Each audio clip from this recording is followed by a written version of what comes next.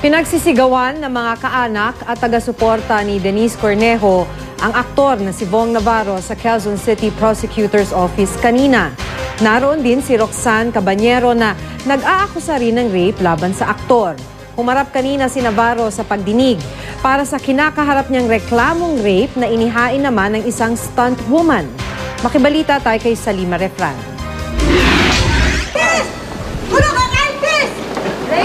Bong, sagutin mo ang ginawa mo sa akin. Ito ang sumalubong kay Vong Navarro paglabas ng rejoinder hearing sa preliminary investigation ng reklamong rape na inihain sa kanya ng isang stunt woman.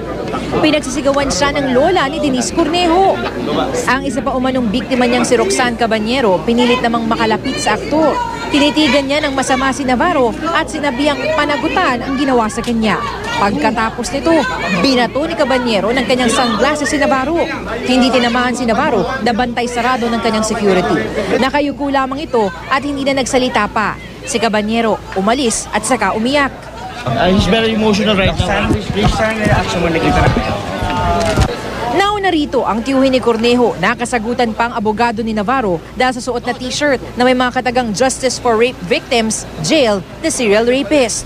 Ang mga kaanak naman ni Denise Cornejo, nataon lamang daw na nasa QCRTC dahil may inaasikasong kaso. Do not intimidate me. Do not bully me. Why? It's my freedom. Are you a lawyer? I'm a lawyer. Okay.